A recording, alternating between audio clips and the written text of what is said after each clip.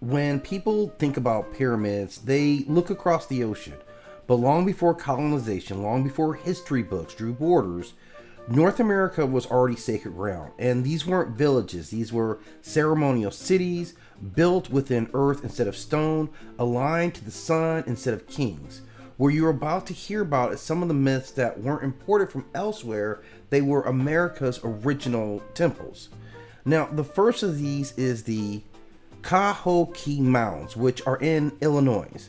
Now, these temples themselves were built somewhere between 600 to 1400 early Common Era. They are Mississippian in nature, or their culture was. They had a peak population between 20 and 40,000 people, which at the time of their discovery was larger than London.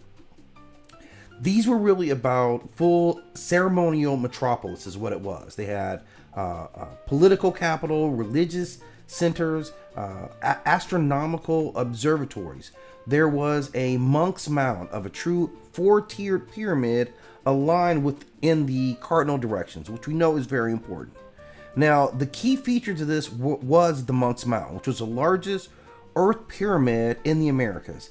This base area is larger than the Great Pyramid of Giza.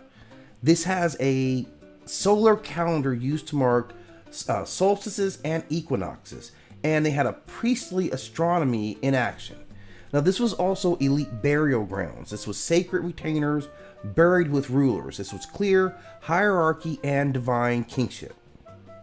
Now, this matters because this wasn't simply a village. This was a state-level civilization with theology, class structure, and cosmic symbolism baked into a city planning. This wasn't collapse in a mystery. This is what happens when climate stress, political stress, and population pressures all collide that ended what was a civilization.